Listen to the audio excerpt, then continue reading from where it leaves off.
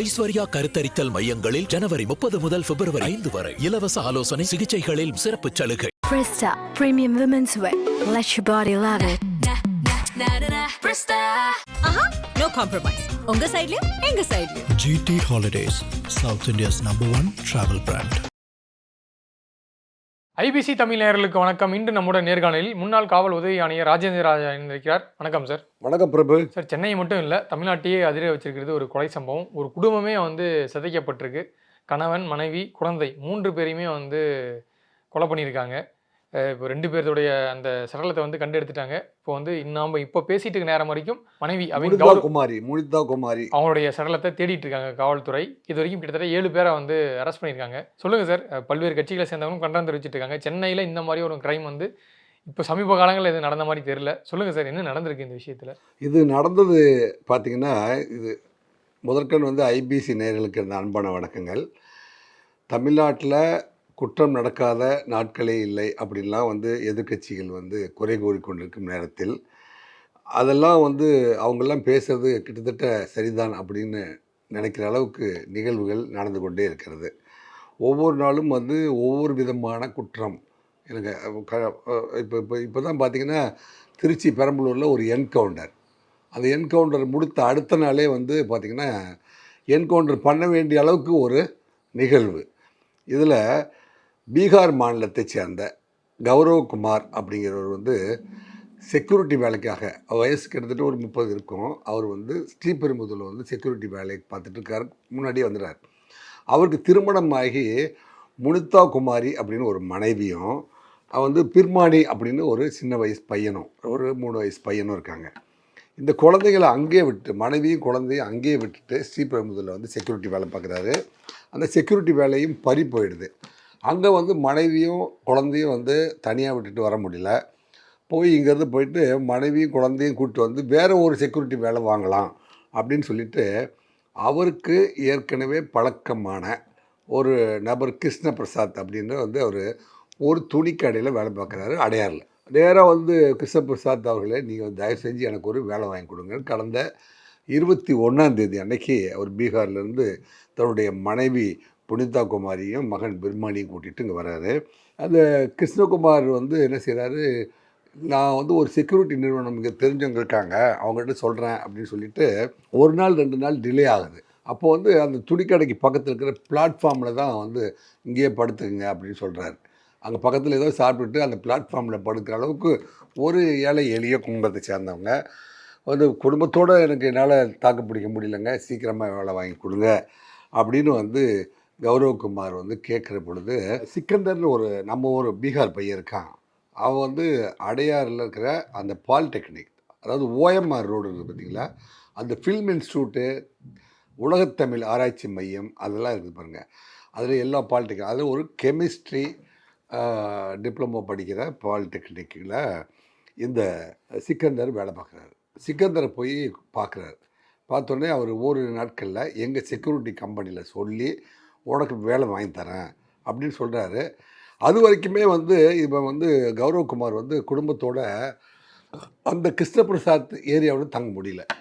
இது மாதிரி ஃபேமிலியோடு வந்துட்டேன்ப்பா, நீ தங்குறது கூட இடம் இல்லை அப்படின்னு சொன்னோடனே 24ஆம் தேதி சிக்கந்தர் நீங்கள் ஃபேமிலியை கூட்டிகிட்டு இங்கே வந்துடு அப்படின்னு சொல்கிறார். அந்த காலேஜ் கேம்பஸ்க்கு வந்துடு. இது பக்கத்தில் ஒரு புதுசாக கட்டடம் கட்டியிருக்காங்க. இதில் ஃபினிஷ்ட் ஆன கட்டடம் மேலே வேலை நடந்துருக்கு. அது முடியறதுக்கு கொஞ்சம் நாள் ஆகும். இதில் நீ தங்கிக்கலாம், உனக்கு வேலை கிடைக்கிற வரைக்கும் இதில் நீ தங்கிக்கலாம் அப்படின்னு சொல்லிட்டு சேஃபர் சைடு அங்கே தங்க வைக்கிறான். ஸோ இந்த சமயத்தில் தான் 24ஆம் தேதி அன்றைக்கு சாயந்தரத்துலேருந்தே அவருடைய நண்பர்கள், யார் சிக்கந்தருடைய நண்பர்கள்லாம் அது பக்கத்துலேயே போதை, தட் இஸ் அவங்க குடிக்கிறாங்க. அளவுக்கு அதிகமாக போதை ஏறும்போது இந்த கௌரவகுமாருடைய மனைவி மேலே ஒன்று நரேந்திரகுமார். இன்னொரு பெரிய விஷயம் என்னென்னா, இந்த பீகாரை சேர்ந்த ரவீந்திரநாத் தாகூர், வயது 45, விகாஸ் என்கின்ற விகாஸ் மற்றும் இவங்க 5 பேர் சேர்ந்து 5 பேர் இப்படி ஒரு மனித இவ்வளோ நாகரிகம் படைத்த காலத்தில் எல்லாமே பீகார்காரங்க. கௌரவகுமாருக்கு ஏற்கனவே சிக்கந்தர் ஸ்ரீபெரும்புதூரில் செக்யூரிட்டியில் வேலை பார்க்கும்போது பழக்கமானவன். அவர் இப்போ கிருஷ்ணபிரசாத் தான் அவனை இன்ட்ரடியூஸ் பண்ணுறாரு. ஆனால் தன்னுடைய மனைவியோட குழந்தையோட வந்து இருட்டில், ஏன்னா அது பாலிடெக்னிக் கேம்பஸ்ஸு, அதுக்கு பின்னாடி இருக்கிற ஒரு இடத்துல அவர் தங்க வேண்டிய ஒரு நிலைமை இருக்குது. அப்போ அவங்களுக்கு வந்து கூப்பிட்டா வந்து ஆதரவு கொடுத்து காப்பாற்றுறதுக்கான ஒரு சூழ்நிலை இல்லாத இடம் அப்படிங்கிறது தெரிய வருது. அதில் வந்து இவங்க என்ன செஞ்சாங்க, இதில் வந்து நம்ம பண்ணிட்டா யாரும் கேட்கறதுக்கு ஆள் இல்லை அப்படி போதை தலைக்கேறிய பண்ணும்போது இவங்க வந்து என்ன செய்கிறாங்க, முனிதா குமாரியை வந்து இவங்க வந்து அடைவதற்கு முயற்சி செய்கிறாங்க. முயற்சி செய்யும்போது இவர் கௌரவகுமார் போய் தடுக்கிறார். என்னடா டே, உங்கள்கிட்ட வேலை தேடி தானே அடைக்கலம் வந்திருக்கிறோம், நீங்கள் என்னுடைய மனைவி அப்படின்னு சொல்லிட்டு தடுக்கும்போது அவனை அடித்து இரும்பு கம்பி, அந்த கட்டுமான பொருட்கள் வந்து இரும்பு கம்பியில் அவனை அடித்து கீழே தள்ளி அவன் முகத்தையே சிதைச்சிட்டானுங்க. இப்போ முனிதா குமாரியும் வந்து தடுக்க வர்றாங்க. தடுக்க வரும்போது அவங்களே ஒரு அடி அடித்தா கீழே விழுங்குறாங்க. ஆனால் இவர்கள் 4 பேரும் சேர்ந்து பாலியல் பலாத்காரம் செய்ய முயற்சி செய்கிறாங்க. அந்த வேதனையில் இல்லை அந்த அந்த முயற்சி நடந்து கொண்டிருக்கும் போதே அவள் வந்து உயிர் பிரிந்து விடுகிறது. ஸோ அது வந்து அதாவது ரேப் கம் மர்டர் அப்படின்னு சொல்லுவாங்க. அது மாதிரி பாலியல் பலாத்காரம் மற்றும் கொலை அப்படின்னா இது வந்து ஹையஸ்ட் ஆர்டர் ஆஃப் நடக்கவே கூடாத ஒரு குற்றம் அப்படின்னு நம்ம சொல்ல முடியும். கௌரவகுமாரை அடித்து கொண்டுடுறாங்க. முனிதா குமாரி வந்து அவங்களும் உயிர் போயிடுது. இப்போ வந்து குழந்தை துடிக்குது. யார், அந்த மகன் பிர்மானின்னு ஒருத்தர் இருக்கான் பாருங்க, அவன் வந்து அப்பாவும் அம்மாவும் அடித்து கொண்டுட்டு இந்த மாதிரி அட்டகாசம் பண்ணுறாங்களேன்னு குழந்தை, அந்த ஒரு 3-4 வயது குழந்தை எப்படி துடிச்சிருக்கும் பாருங்கள். துடிச்சோடனே இவன் விட்டால் போய் வெளியில் ஏதாவது தகவல் கொடுத்துருவான் அப்படிங்கிற ஒரு இதில் அந்த குழந்தைய தூக்கி காலை பிடிச்சி சுவத்தில் அடித்து கொண்டிருக்காங்க. ஸோ தமிழ்நாட்டில் இது வரைக்குமே வந்து இந்த மாதிரியான ஒரு அநீதி சமீபத்தில் நடந்ததாக நமக்கு தகவலே தெரியல. இந்த மாதிரி வந்து இது ஆந்திரா பார்டர்லாம் வந்து ஒரு 20 வருஷங்களுக்கு முன்னாடி ஒரு நிகழ்வுகள் இந்த மாதிரி நடந்துக்குது. இது இப்படி ஒரு நம்பிக்கை மோசடி மற்றும் வந்து குடிவெறியில் வந்து இப்படி ஒரு மிகப்பெரிய தாக்குதல் நடத்தி ஒரு குடும்பத்தையே வந்து சிதைத்து அழித்திருக்கிறார்கள் அப்படின்னு சொன்னால் அது மிகையாகாது. ஆஃப்டர் இதெல்லாம் நடந்து முடிஞ்சோடனே 3 பாடியும் பேக் பண்ணுறானுங்க. பேக் பண்ணி இந்த பிர்மானி குழந்தை இருக்கா பார்த்தீங்களா, நம்ம மத்திய கைலாஸ்னால் நம்ம ஐஐடி கேம்பஸை கவர்னர் வீடு தாண்டிட்டு போயிட்டு ரைட்டில் திரும்புவோம். மத்திய கைலாஸ் தாண்டினோடனே லெஃப்ட் சைடில் ரிவர் இருக்கும், மேலே பிரிட்ஜ் போகுது, ரயில்வே ஸ்டேஷன் இருக்குது. அந்த பகுதியில் கொண்டு போயிட்டு அந்த குழந்தைய அந்த வாய்க்காலில் தண்ணி போகுது பாருங்கள், அந்த ஓரமாக வந்து பேக் பண்ணி அதை அங்கே போட்டுறானுங்க. இந்த லேடி இவங்க முனிதா குமாரியை வந்து பெருங்குடியில் இருக்கிற குப்பை போடுற இடத்துல கொண்டு போயிட்டு பேக் பண்ணி அவங்க போட்டுறாங்க. போட்டுட்டு கௌரவகுமாரை பேக் பண்ணுறாங்க. இவங்க சிதந்தர பேக் பண்ணி நீங்கள் இந்த பக்கம் இருந்து அடுத்த தெருவுக்கு போனால் இந்திரா நகர், நீங்கள் மத்திய கைலாஸுக்கும் இந்திரா நகருக்கும் நடுவில் ஒரு ரிவர் போகுது.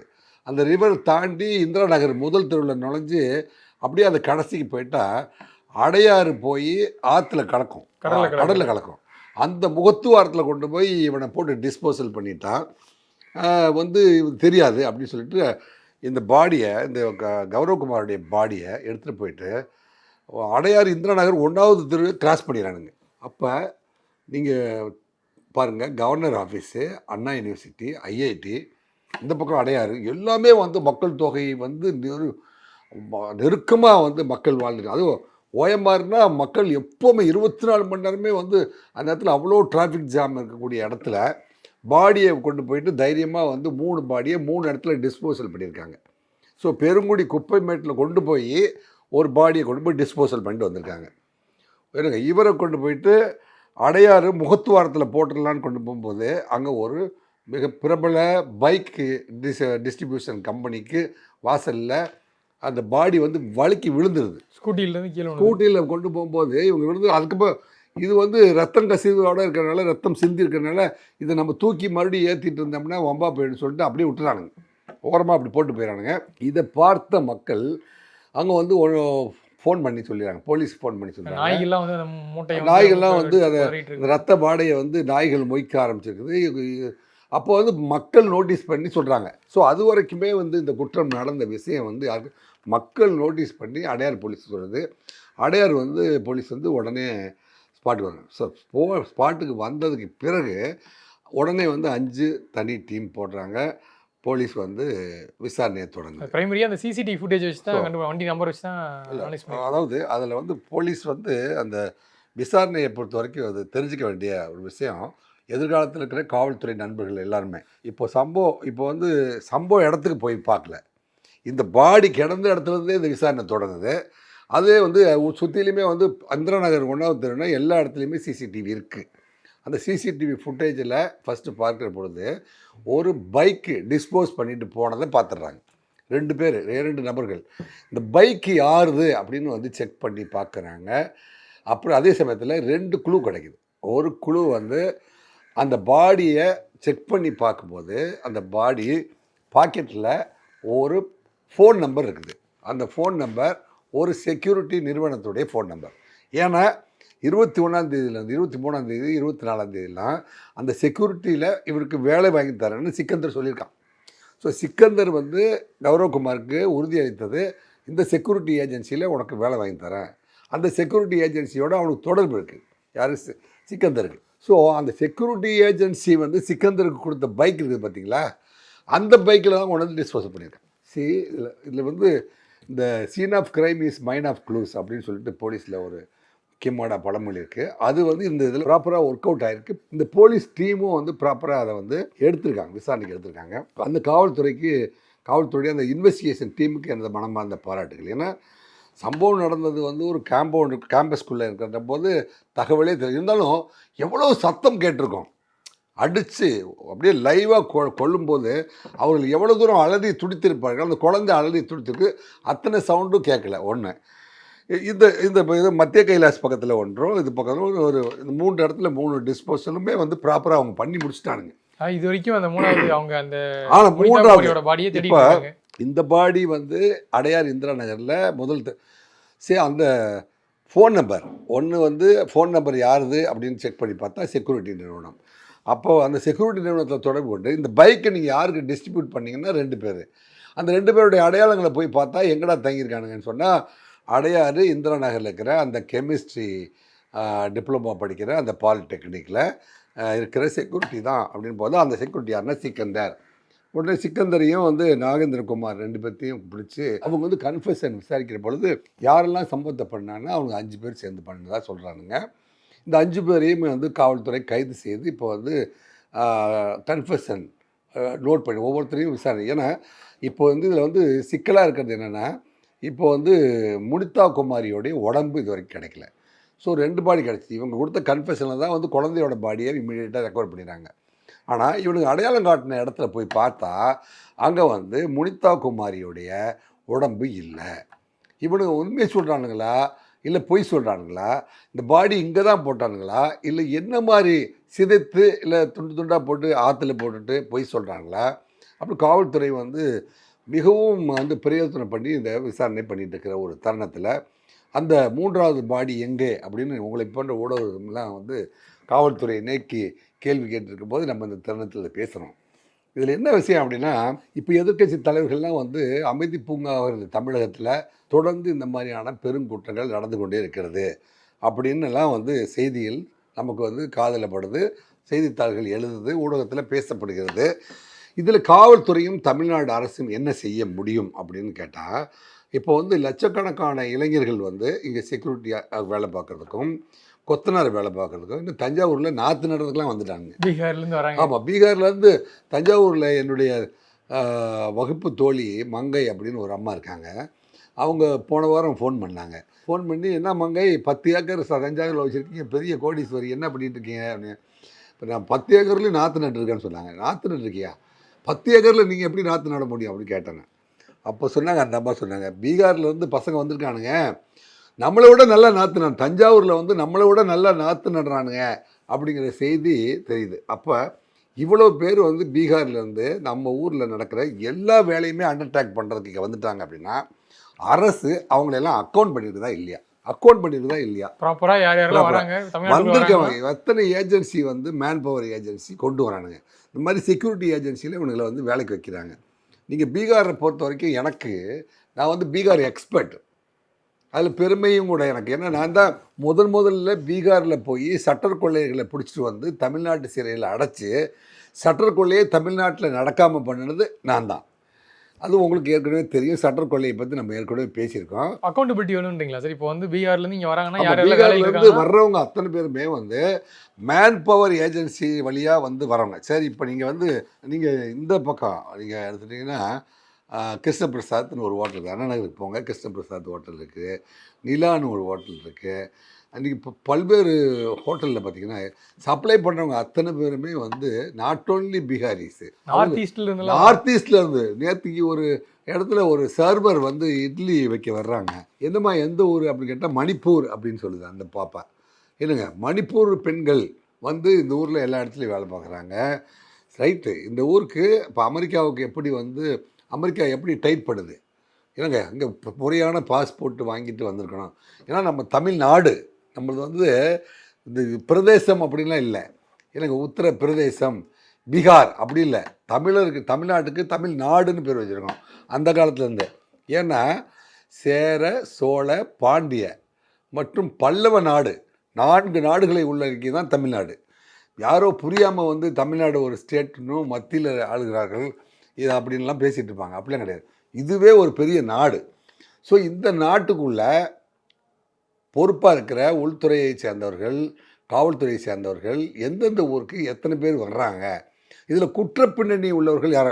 நீங்கள் பீகாரில் வந்து கொலை பண்ணிட்டு வந்து இங்கே வந்து ஜாலியாக சுற்றிட்டு 7-8 வருஷத்துக்கு அங்கே ஒரு திருட்டு அல்லது மோசடியை நடத்திட்டு இங்கே வந்து வேறு கம்பெனியில் வேலை பார்த்துட்டு இருப்பான். அப்படியெல்லாம் குற்றவாளிகள் வந்து மைக்ரேட் ஆகும். அங்கே வந்து நீங்கள் பிரபு, இன்னொரு விஷயம் உங்களுக்கெல்லாம் தெரிஞ்சிக்க வேண்டிய விஷயத்தை சொல்கிறேன். குற்ற பரம்பரை சட்டத்தை வந்து ரத்து பண்ணாங்க பார்த்தீங்களா? அப்போ பீகாரில் தான் வந்து அதிகமான ஸ்ட்ரென்த் இருந்துச்சு. அவ்வளோ பேர் வந்து குற்றப்பரம்பரை சட்டத்தில் வரையறுக்கப்பட்டு வைக்கப்பட்டு இருந்திருக்கார்கள் அப்படின்னு. பீகாரில் நான் வந்து கன்ஃபெஷன் எழுதுறேன். இப்போ வந்து எலிஃபண்ட் கட் போலீஸ் ஸ்டேஷனில் அந்த கன்ஃபெஷன்லாம் இருக்குது. கோயம்புத்தூரில் சிபிசிஐடியில் 12 பேர்த்து அரெஸ்ட் பண்ணாங்க. அதில் வந்து பழைய டிஜிபி விஜயகுமாருடைய தலைமையில் நானும், டிஎஸ்பி சக்கரவர்த்தி மற்றும் முத்துசாமி ஆய்வாளர், எனக்கு இவங்கெல்லாம் வந்து ஸ்பெஷல் டீமில் போய் இந்த பீகாரி கொள்ளையர்கள் அத்தனை பேரையும் நாங்கள் கன்ஃபெஷன் நாங்கள் பர்சனலாக ரெக்கார்ட் பண்ணும்போது அங்கே கல்வர் அப்படின்னு ஒரு குரூப் இருக்காங்க. கல்வாஸ், கல்வர் அப்படின்னு ஒரு சமூகமே இருக்காங்க. அவங்களுக்கு திருடுவதும் கொலை செய்வதும் தான் தொழில் அப்படிங்கிறத வந்து என்னுடைய கன்ஃபெஷனில் நான் ரெக்கார்ட் பண்ணியிருக்கேன். ஏன் இந்த தகவல்லாம் சொல்கிறேன்னா, ஏதோ பீகாரி வேலைக்கு வந்தான், பீகாரி போயிட்டான் அப்படி கிடையாது. ஸோ அந்த வகையில் இப்போ பீகார்லேருந்து இங்கே புலம்பெயர் தொழிலாளர்கள் வராங்கன்னா அவங்களுக்கு வந்து யார் யாரெல்லாம் வராங்கன்னு சொல்லிட்டு. ஆமாம், அந்த வகையில் இவ்வளோ பெரிய விஷயங்கள் இருக்குது. நீங்கள் இப்போ பார்த்தீங்கன்னா தன்னுடைய சூப்பர்வைசர் வந்து இப்போ நீங்கள் தொடர்ந்து செய்தித்தாள்களை தொடர்ந்து படிக்கிறவர்களுக்கு எல்லாருக்குமே தெரியும். சூப்பர்வைசரு பீகார்காரங்களை வச்சு சூப்பர்வைஸ் பண்ணுறாரு. அவர் தூங்கிட்டு இருக்கிறாரு. தூங்கிட்டு இருக்கும்போது ஒரு பெரிய ஒரு 200 கிலோ இருக்கிற ஒரு பெரிய மோட்டாரை தூக்கிட்டு வந்து, தட் இஸ் என்ஜினை தூக்கிட்டு வந்து சூப்பர்வைசர் தலையில் போட்டு அப்படியே நசுங்கி போச்சு. அவர் தலை மேலே வந்து அந்த 200 கிலோ மெஷின் கிடக்குது. அவர் துடிச்சு இறந்து போயிட்டார். பீகார்காரங்க அத்தனை பேர் போயிட்டாங்க. என்னங்க, தன்னுடைய இப்போ இன்னுமே வந்து கல்ச்சர்டு ஆகாத, என்னங்க, தலையை தூக்கி கல் மேலே போட்டு கொலை பண்ணிட்டு ஓடக்கூடிய அளவுக்கெல்லாம் வந்து ஆட்கள் அந்த ஊரில் அந்த மாதிரியான டைப் ஆஃப் மர்டர்லாம் வந்து அவங்க பண்ணுறாங்க. எங்களை மாதிரி அதிகாரிகள் அவங்கள பிடிக்க போகும்போது எவ்வளோ சிரமமாக இருக்குது. இந்த 2 பாடியை ரெஸ்கியூ பண்ணி எடுத்துட்டாங்க. 3வது பாடி தேடிட்டு இருக்காங்க. அது என்ன சிக்கல் இருக்கும் சார்? காவல்துறைக்கு எந்த மாதிரியான பிரச்சனைகள் இருக்குது? ஏன் இந்த இப்போ ஒன்ஸ் வந்து இப்போ இதில் வந்து சேஃப் சைடு என்ன அப்படின்னு பார்த்தா கிட்டத்தட்ட 5 குற்றவாளிகளையும் கைது பண்ணிட்டாங்க. இதில் கிட்டத்தட்ட ஒரு 90% சக்ஸஸ் வந்துருச்சு. இந்த 10% என்னென்னா, இந்த முனிதா குமாரியோடைய உடம்பு கிடைக்கலன்னா, அல்லது எங்கள் கூட இன்னும் சில குற்றவாளிகள் இருந்தாங்க, இப்போ 7ன்னு சொல்கிறாங்க பார்த்தீங்களா, 4 பேர் தான் வந்திருக்குது, இன்னும் ஒருத்தர் ரகசியமாக விசாரிக்கிறாங்க, அல்லது 7 பேர் அப்படின்னு சில பத்திரிகைகள் எழுதுது, காவல்துறை கான்ஃபிடென்ஷியலாக விசாரிச்சுட்டு இருக்குது. அப்போ மீதி ஒரு பாடியை அவங்க வேறு எங்காவது கொண்டு போய் டிஸ்போசல் பண்ணியிருந்தா, அன்டில் இந்த பாடி இஸ் ரெக்கார்டு, போலீஸ்க்கு வந்து மிகப்பெரிய பொறுப்பு இருக்குது. பாடி இந்த விவகாரத்தில் இறுதியாக ஒரு கேள்வி கேட்டு விரும்புகிறேன் சார். இப்போது அரெஸ்ட் பண்ணியிருக்காங்க. நீங்கள் சொன்னீங்க பெரம்பலூரில் என்கவுண்டர் நடந்துச்சு. ஸோ இதுவும் கிட்டத்தட்ட அதுக்கு நிகரான ஒரு சம்பவம் தான் சொல்லியிருக்கீங்க. ஆமாம், இதில் என்கவுண்டர்களுக்கான வாய்ப்புகள் இருக்கா சார்? வாய்ப்பு இருக்கணும்னு நான் நினைக்கிறேன். ஏன்னா இவங்க எல்லாம் தப்பி ஓடுறதுக்கு முயற்சி பண்ணுவாங்க. கண்டிப்பாக பாத்ரூம் பக்கம் போகும்போது வலிக்கெல்லாம் விழுவாங்கன்னு நான் நினைக்கிறேன் பிரபு. கண்டிப்பாக சார். இல்லைன்னா வந்து தமிழ்நாட்டில் நம்ம வந்து இவ்வளோ பெரிய மக்கள் தொகையோ இவ்வளோ பெரிய மைக்ரேட் பீப்புளாக இருக்கும்போது தமிழ்நாட்டில் போய் என்ன வேணால் பண்ணிட்டு நம்ம வந்துடலாம் அப்படின்லாம் வந்து யாரும் நினைக்கக்கூடாது. அப்படின்னா இந்த மாதிரி பாத்ரூம்ல எல்லாம் வந்து சில பேர் வந்து வலிக்கு விடுறதுக்கு வாய்ப்பு இருக்குன்னு நான் நினைக்கிறேன். கண்டிப்பாக சார், பொறுத்திருந்து பார்க்கலாம். போலீஸ் இன்வெஸ்டிகேஷன் போயிட்டுருக்கு. அடுத்தடுத்து என்ன நடக்குதுன்ட்டு நம்ம அப்டேட்ஸ் பார்க்கலாம். நேரம் ஒதுக்கியது குறித்து நிறைய தகவலை போயிருந்துட்டீங்க. நேரத்துக்கு நன்றி சார். நன்றி, வணக்கம். ஐஸ்வர்யா கருத்தரித்தல் மையங்களில் ஜனவரி 30 முதல் பிப்ரவரி 5 வரை இலவச ஆலோசனை சிகிச்சைகளில் சிறப்பு சலுகை. Presta Premium Women's Wear. Let your body love it. ஆஹா, நோ காம்ப்ரமைஸ். உங்க சைடுலயும் எங்க சைடுலயும். GT Holidays, South India's #1 travel brand.